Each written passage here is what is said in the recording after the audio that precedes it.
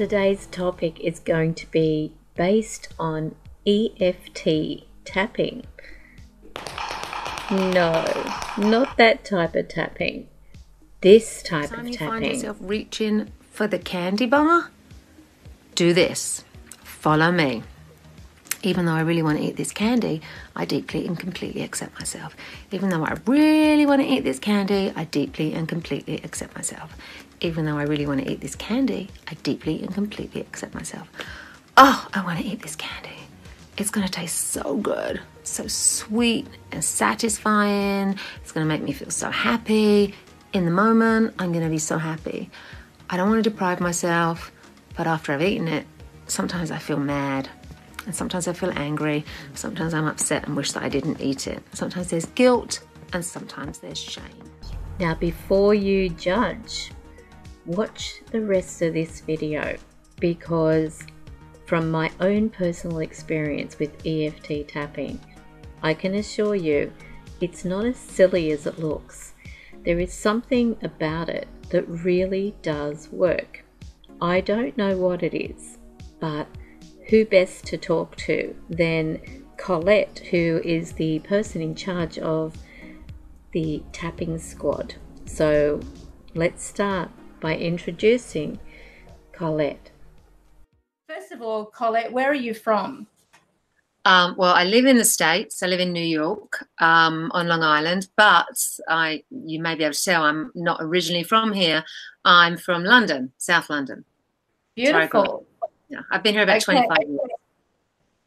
And in regards of tapping, was there a particular reason you got into tapping in the first place? You know, I'm always that person. I'm a collector of skills and things. Mm-hmm. So, you know, throughout my life, I've always looked for alternate healing. You know, I was a licensed massage therapist. I did art therapy. I just did energy work, Reiki, quantum touch. I love NLP. So there's a whole bunch of things that you know, I'm all about trying to heal yourself from within.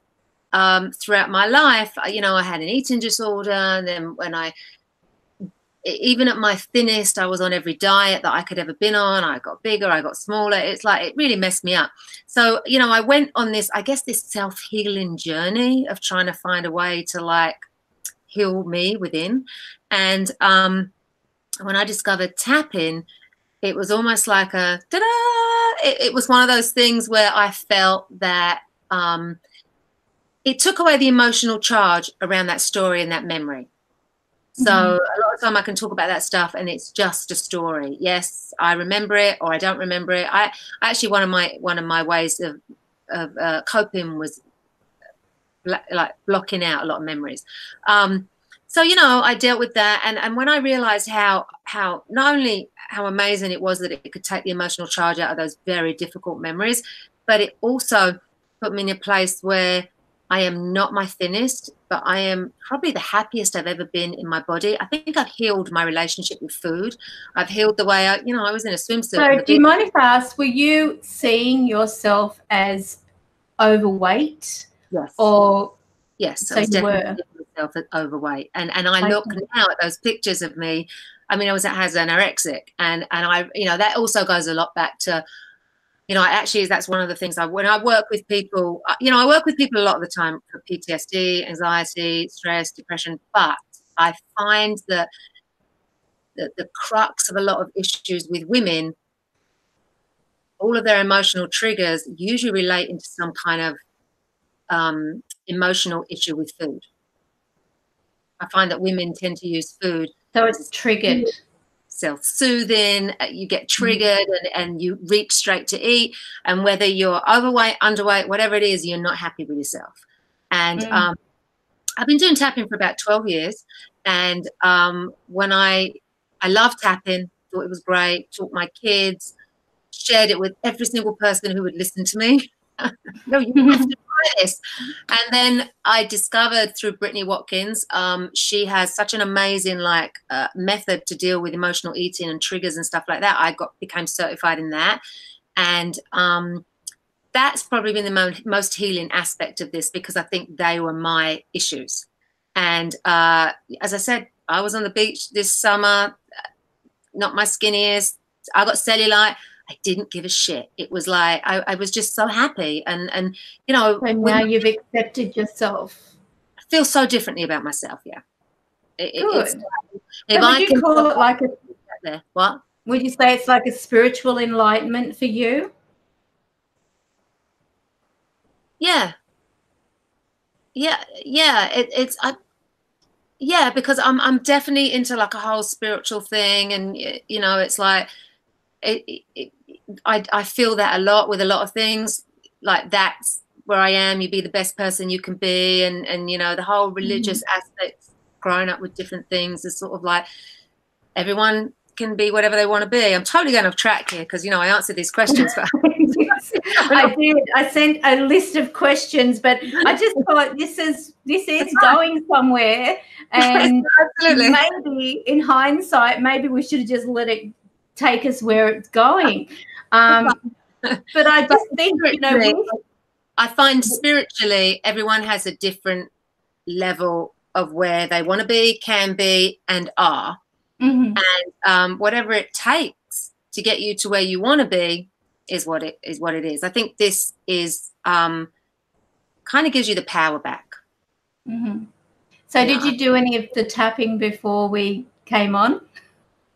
No, because, and I do sometimes. I definitely do sometimes. But I didn't today because I'm actually, for a very long time now, I was actually thinking about it earlier, going, you know, no, I did an interview the other day and someone was asking me questions, and I was thinking, I'm actually at a point now where, you know, it's not a big deal. I also, before this, I also did painting parties. Do you know what a painting party is? That's something I do as well, and I've been doing over the last 6-7 years. So as I said, I did art therapy. I went to art school, and I love to paint. Well, tell us about that. Tell us about the painting parties. So I'm sure they have them in Australia, right? So there's a whole bunch. I've not heard of them. You go to bars and restaurants and you have a cocktail and you paint. So I love painting. I love to teach. I love, and the thing I love about doing this is people say, oh, I can't paint, I can't draw. And I'm like, yeah, whatever. You got to walk out of here and be so happy with what you've done. And basically either me or one of my artists will take people through a painting step by step by step. And at the end of it, people are like so shocked at what they can do. And that is huge to me, because I think that a lot of people will try new things, but if you don't think you're good at art, you're never going to try it. And I think that I can teach a room of 100 people. So I've reached a point where I'm really kind of comfortable, you know, talking. I like to talk. I think it's great. And that's with that, with the EFT tapping, can you tell us what that is? Yes. So it's known as the emotional freedom technique, otherwise known as tapping, because you tap on different points of the body. It was discovered about 25 years ago by a hypnotherapist psychologist, and he dealt with people with phobias. And he had this woman who had this fear of water, and for a very, very long time, he couldn't get any sort of change in the way she felt about her fear of water. And I think he took her out. He had a home office or something, and he took her out and he took her by the pool, and he said, you know, I think out of frustration, because he'd been learning about emotional freedom technique, he said, you know, just tap. And it was a very complicated tapping thing. It's been very simplified now. He said, just like tap on a few of these like spaces as we talk about it and as you put your foot in. And I believe the way the story goes, and I have to read it again because I haven't read it in many, many years, within minutes, the phobia had gone. And he knew he was onto something. Yeah, he knew he was onto something. And so basically it's tapping on the meridians that run through your body. It's like east meets west. The meridians where they do acupuncture needles. So we're just I was just going to ask you about that, whether that is similar to acupuncture on the pressure points. This is like needle acupuncture. It's like acupuncture. Wow. Yeah. And there's a lot of science research been done on this, and it's actually very science backed. Like, there was a time when I was learning it like 12 or so years ago, and people were like, yeah, but I don't believe in it, so it's not going to work. But the basic fact is it's science proven. It's going to work whether you believe in it or not. So what it does is, in a nutshell, it when you get that fight or flight when you get stressed out, right, your body starts releasing cortisol and hormones and like really stressing you out.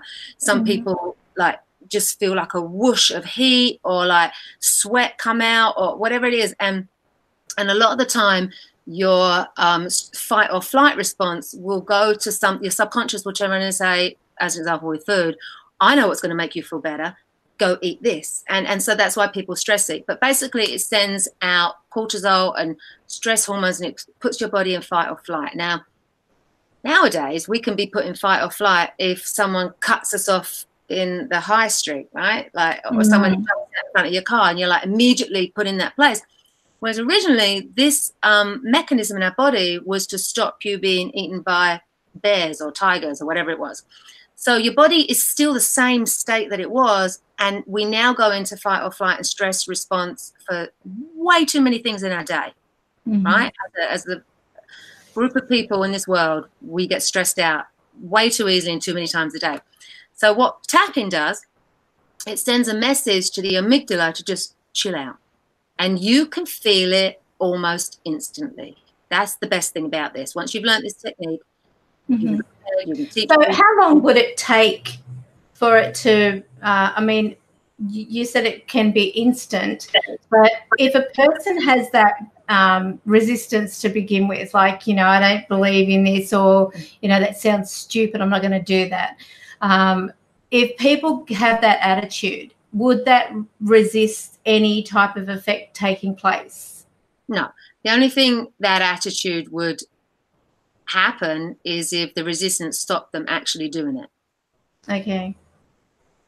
All right, so they sort of like try it, then they weren't really trying. If they did it and they weren't really trying, it's going to work. It goes to the meridians of the body, and it goes to the different organs, and it's still going to send a message to the amygdala to like calm down. But that's in the moment of stress relief. You find people use this to, like, I work with people with PTSD, and I've worked with soldiers in the army with PTSD, and they didn't even tell me what their traumas were. They weren't able to like talk about it, but they got relief in it. And basically you do 2 or 3 rounds until you can get, so you measure it. What level is my stress about that memory or this moment on a 0 to 10, 10 being like, you know, really high, and 0 being like neutral, I'm not feeling anything. And you basically want to do a few rounds until you get down to like 8 to 5 to 2. You want to try and get down to a 0 if you can. Some people find that they want to give up before they get to a 0. So then there's a certain level left, and you also might find that you can get to a 2. And then all of a sudden another memory pops in your head and you're like, oh, where'd that come from? So that's another aspect to that issue that needs to be. So that would be considered like a block, some type of blockage that a person has. Yes. Okay. Yeah, and we all have them. Oh, yes, we do. So we've discussed what got you into this and so on, but how long does it take to learn? I can teach someone in minutes. In fact, if you want, afterwards when you put my link in that I gave you, people can go to that website and actually download a free. I don't have it. Didn't print one out. It's like a free guide which shows you exactly what the points are on your head, and it tells you exactly what to do step by step by step. Okay. Can I get you to give us an example right now? Like, say someone has an eating problem, and every time they turn to comfort food when they're upset or if they're stressing about things. What can they do? Okay, so let's look at so imagine like my thing's chocolate. Yeah, everyone has their thing. Chocolate. Oh, yeah. And it's funny because I'm recently doing a challenge in my group because, you know, I've done all this stuff, but all of a sudden I've got a little bit of stress going on right now, and I'm reaching for the chocolate every night, and I'm like, okay, and I know that I can just tap and stop it, but I don't want to tap because I want to eat the chocolate. So I know, I was like, okay, you know what, I have to like get back to basics. So we're doing a challenge in my group right now. So you look at your chocolate, chips, whatever it is, pizza, and you look at it and you're like, how much do I want that piece of chocolate right now? On a 0 to 10 scale, how much do I want it? Smell it if you have it in front of you. Taste it, nibble it. And then I want you to, and then you'll see the points and everything there. And basically what you do is, this is the karate chop point. This is where you say your truth statement. Because basically by saying your truth statement, you're putting all your focus on what your focus is going to be. You're like laser focusing on what it is. Even though I have this chocolate in front of me right now, I don't want to eat it, but I really want to. Even though I know I shouldn't eat this chocolate. So you're basically confronting your own emotions, technically. Yes. So just on a little aside of that, we have like the whole law of attraction thing going on a while back. Remember that? Everyone went like the law of attraction. And people, I think, got very confused by that and were thinking that, oh, I always have to think happy thoughts. I can't ever think a bad thought. Like, so those bad thoughts get squashed back down into the body. Like, I can't push it down. But the problem with that is, it's human nature to have negative thoughts. Negative thoughts are what your subconscious puts out there to protect you from danger. So what you do is you tap on that negative thought as you're having it, and you release the emotional charge to it, and it's gone. It's out. You're not holding on to it. All right, so we go back to the chocolate. Even though, you know, I really want to eat this chocolate, I don't. I deeply and completely accept. You want that chocolate. So you say that around 3 times, and then you go, I'm going to just do 1 round. And you go, oh, my God, that chocolate's going to taste so good. I really want to eat that chocolate. I just eat that chocolate quickly and it won't be such a big deal. But once I eat the chocolate, I'm probably going to be mad at myself. And I don't want to be mad at myself, but I do want the chocolate. And then you just go through the round of like, you know, I don't have to eat the chocolate if I don't want to. I can have a piece of chocolate tomorrow. And so you're going through the negative and then the, you know, I don't have to have it, you know. And then at the end of it, it just sort of froze. Then it froze up. So I got to, you're going through the negative. You're going through the negative, and you're going through the, I can eat the chocolate if I want. I'm in control of it. It doesn't matter. And then you look at the chocolate at the end, and you're like, okay, how much do I want that chocolate now? 0 to 10. Chances are, it's gone down to like an 8 or a 5. And then I usually make a deal with myself. I'm like, you know, before I eat that chocolate, I'm going to tap on it. And if I still want it afterwards, then I'm going to have it. A lot of the time afterwards, I don't want it. So it's easy to walk sometimes it could be like the body's way of saying, I need that insulin. I need that now, because it's not so much a craving. It's your body's message to itself saying that you need to have this insulin because your energy levels are dropped, or there's something that is out of balance. So there's also something to emotional eating. A lot of the time when we want to eat emotionally, it's like an urgent feeling. You'll eat anything, or specific. Sometimes we specifically crave certain things like cookies or whatever, because actually it might remind you of a loved one. Like maybe your grandma used to make cookies, and so when you get stressed out, but you might not be thinking that at the time, because it's a comfort, and it's whatever brings that comfort to you. Right. Okay, let's have a look at what else we have down in my little questions. So I think I've answered different orders. You have. I'm just trying to sort of like bring it back into. So how often would you tap? As often as you need and as often as you want. You can't like, I had someone ask me if you can like, if it works so well, can you like use it too much and then it stops working? And I said, no, that can't happen. It actually, if anything, that then becomes like an automatic thing that you do when you get stressed. And then it's gone that much quicker and you can move on with your day. And I do it in the traffic light. I can do it in the shower.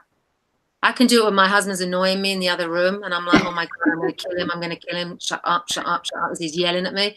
By the time I get there, I'm that much calmer and I can respond rather than react. What do you want? So, you know, I recommend you don't recommend the frying pan to the head? It's a lot easier. All right. I can remember a time when my grandfather walked in to the lounge room and he had a frying pan in his hand. He said to my grandmother, "Do you know if this fell and hit someone on the head, it could kill them?" And when he walked out, she said, "Don't give me ideas." So she had it up high on some type of shelf or something. So, yeah.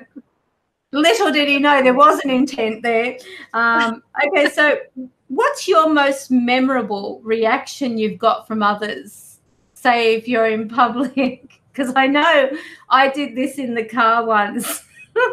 And I just turned and there's this guy. I'm watching you, right? Yeah, you know, I'm actually probably less aware of it now. It's funny because if I'm somewhere and I find myself doing it and my kids will be around me and they're like, "You stressed out, Mum? You're tapping." Who's stressing you out? And I'm like, yeah, I'm good. So what about when it comes to decision making at shopping? You know, would you find yourself doing that? I do teach secret tapping though, where you just tap the sides of your fingers so that if you are in public, handy. That's very handy. And when I teach kids, I teach the kids that because they can't be sitting in the classroom doing it because people might kind of, but they can sit with their hand under the desk, tapping the fingers. That helps. Great. And where are we? So we've basically covered what the benefits are, but can you give us a little bit more insight into the benefit of tapping for people? The benefits of tapping. I think that so we know, right, that if you go to talk therapy, the idea behind talk therapy, and I'm not saying the idea behind it because I've been to talk therapy. I'm saying the idea behind talk therapy is to talk about things, acknowledge them, and deal with them, right? I found talk therapy just to be talking about myself constantly, and how I just couldn't stand to talk about it anymore. So I found, right, it's like it was just almost like it was creating me to wallow in all this old past stuff that I just really wanted to move on from. So I think tapping, the beauty of tapping is that when you've tapped on past memories, current memories or whatever, and they really then just become a story without an emotional charge around them. So it's just very freeing. So it's sort of like dealing with it at the moment, letting it go. Because I actually agree with you about that talk therapy. I mean, I have been there myself. And there was a traumatic thing that happened in our family. So, of course, they said, let's all go and have counselling, if you want to put it that way. And all I found was I would go in there okay and come out there a mess. That's exactly it. Was for a week afterwards. Yeah. You're like, oh my God, yeah. And feeling more confused than I went in there and feeling more emotional. And it was a negative for me. It wasn't a positive. I personally have done tapping. People wouldn't know that I do tapping, but this is in my own private abode, if you want to put it like that, because I've gone through a lot. I've lost my son. I've also had some very stressful visitations because, as you probably know, I see spirit. I communicate with them, and they don't sort of give an announcement when they're going to be there. They're just either there, and then I'm just hit in the face basically with their problems and why they passed and the issues they've got. And so, of course, that energy that I'm getting from them, I'm picking up on. So that does actually help me to deal with things. And even between clients, when I'm doing readings, I will go from one reading into the next. I've got to have some type of out before I go into that next reading. Otherwise, I'm carrying everything from that reading. And I remind myself, I can't allow this to go and affect me in my next reading. I've got to release it now. Let's have a look here. So is there a limit on who can and who can't tap? No limit. Okay. And I my dream is to take it into schools and have children learn it when they're young before they get like middle school age where they think it's weird and like I'm stupid. I only got one of my kids young before he thought it was stupid, and he still does it today, and he does it when he is in university now. He's in his second year, but he did it before big tests, before he has to do a big speech, something like that. And so he does it. This is a really big test. I really need a good score for this test. I don't know. So sometimes he would do it before a test because he, we talked about it, and I think he found that when he got very stressed out about something, he got like foggy. He couldn't like collect his thoughts. And when he tapped on it, the stress of the test that he had the next day, or how much he had to learn for the test, I think that it kind of cleared his mind a little bit and let him relax a little bit. So I think he's found it useful. There are places in Europe, I think like Sweden and some other places like that. And there's a couple of places in America in different states where they actually start doing tapping in kindergarten, which I think is amazing. And they do it as like a 10-minute ritual at the beginning of the day. And I think if you could teach it to kids, I would love to get it into local schools in my area. I think if you can teach it to kids when they're that young, it gives them a tool for life to deal with stress when they get angry. You know, kids, it's a lot of emotion. As you're a kid, everything's emotion until you can figure it out. And all we're told to do is like, you know, control yourself, don't get angry, don't cry. It's like the emotions are there. Yeah, block those emotions. Yeah, that's what we're really telling our kids. Block those emotions. Block them, shove them down, and then as an adult, you'll have a lot of problems. Yeah, I absolutely agree, because that is the message we're sending children, because it is causing them to push that down so that eventually that will become a blockage in their path later on. So as they're trying to do things or become successful in their own way, that blockage is going to be holding them back, or it's going to become an anchor. 100%, it will hold them back. It will stop them doing something. What would you have done differently if you never discovered tapping? I think I probably would have still been on the same quest of learning more about NLP and hypnotherapy. Right now I'm sort of like doing some stuff with RTT. I'd like to get certified in that. I told you I'm a collector of skills. And I think I'm very spiritual in the sense of I think I'm empathic. I feel things, and I just kind of want to facilitate healing. I find that that's my journey, to facilitate healing. So I like to collect all the skills so that I can share all the skills, all the things. Good. That's good. And finally, I think somewhere back when I was learning tapping, and I don't do it every single day, but I do try to incorporate it where I, sort of like, oh, yes, I've got to do that. Do you believe that it helps increase the serotonin? Yeah, you know what? I don't actually know if there's physical proof of that or if there's been research on that, but I don't see why it wouldn't. Because it definitely, it pushes, it releases the negative and allows, like, the other stuff to come up, the other positive stuff to come up. So, I don't see why it wouldn't. Yeah. But there's no proof on that particular side of things. Because I've always questioned that. I had heard it once before, and I thought, I think we also have a lot of control at that point. And it's, in my opinion, it feels like we are embracing our true control within our life that we otherwise are denying ourselves daily, like with other things going on. The self-control is within us, but we need something to bring it out. And this may be the tool that people need. So what I'm going to do is I will put that link in the box, the description box, and probably in a message or whatever, depending on where I'm going to have this on YouTube, but you can also share it if you want, even on your website if you want.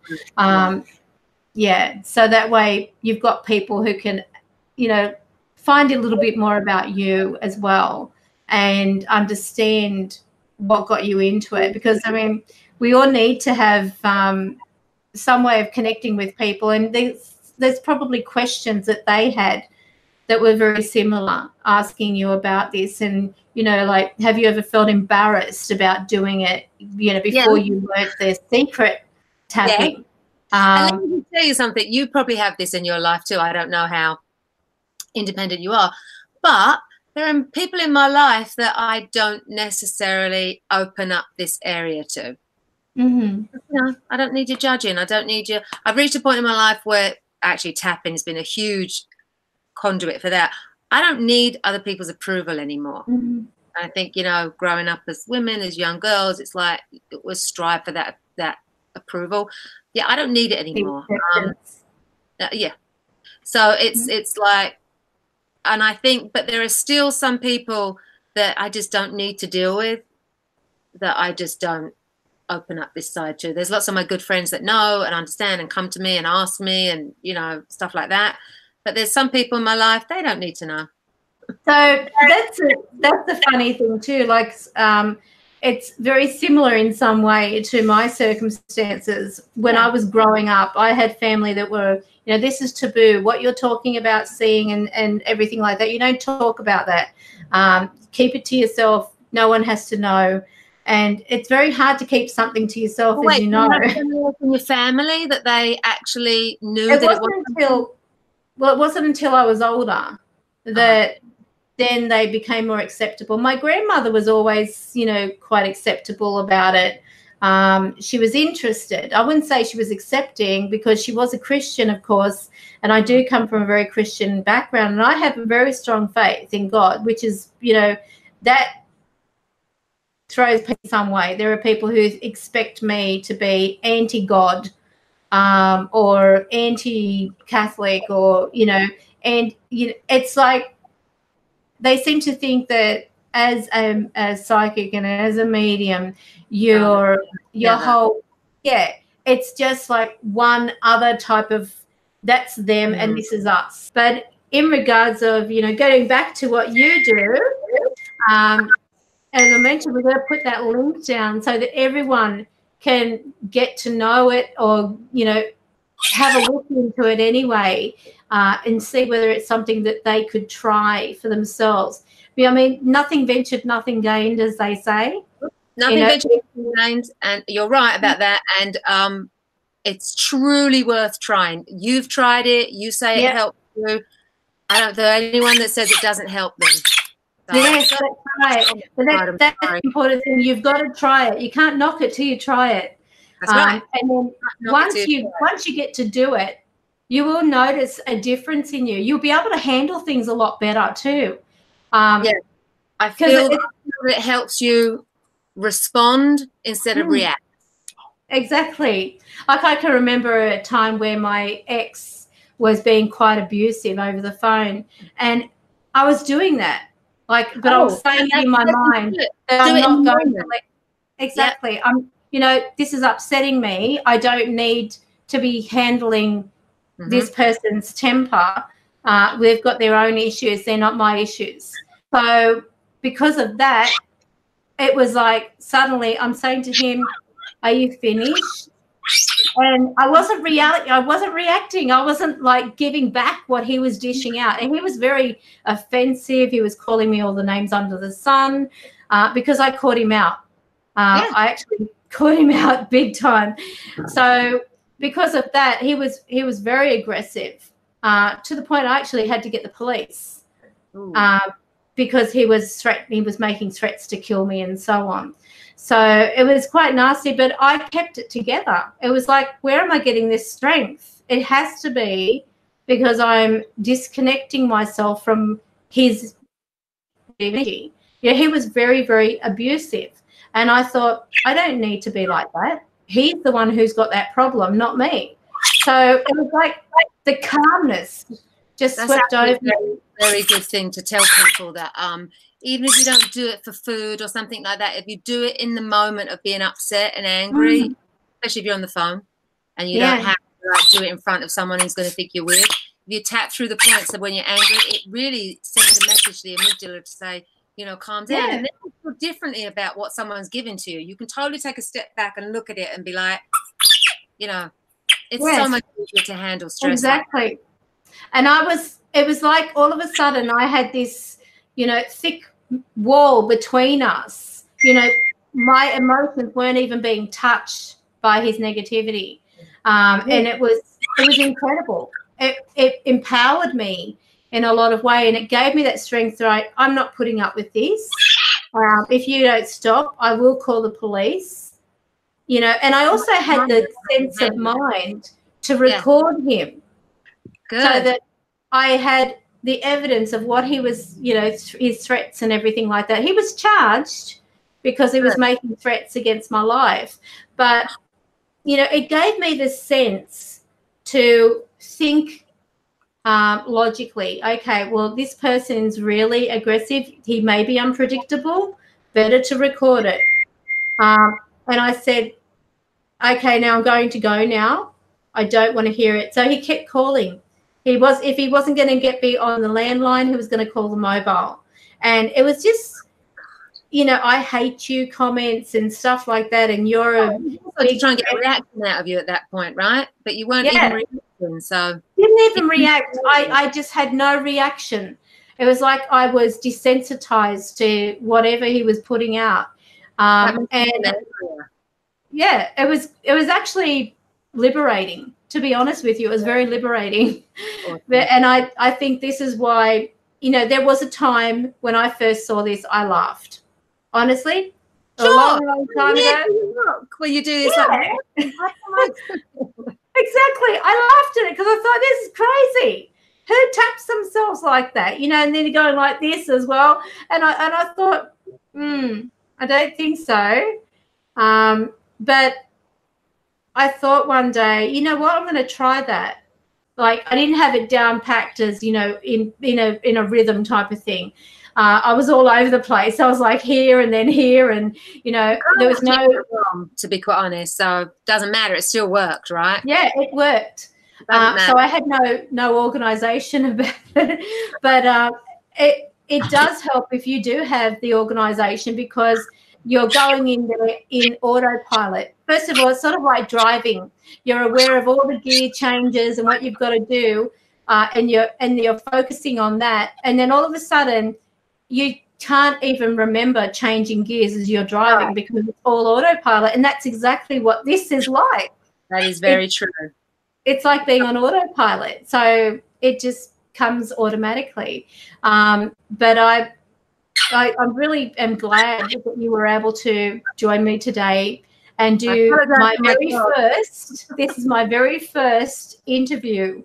You did a great job. And then I'm going to be ready to do an interview with you down the road when I'm starting my podcast and all that other stuff. I would love to do. Oh, wonderful. Yeah, you've got me there. So I hope that you actually, you know, if you're watching this and you've followed it right through, keep remembering that this topic is not about me. This is about Collette and the tapping. So Tapping Squad is the name of your business. Yeah. So okay. So I just want to say, you know, I have a free Facebook group with a ton of free content. There's so many videos on there that teach you how to do certain things with, you know, like sugar cravings and stress. And one of my favorite techniques, tap and bitch, the one you were doing when your husband was like you out. Or if you're angry with someone, you can actually say those bad words, like those really angry words, and tap at the same time, and it releases the anger in you.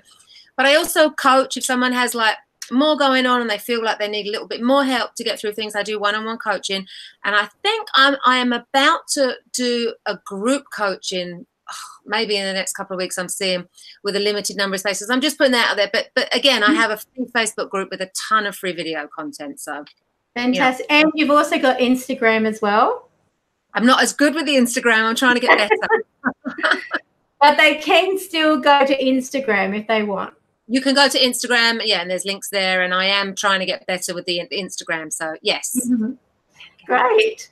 So, well, let's fingers crossed that more people get involved in this and take part. I mean, as I said, it can't hurt.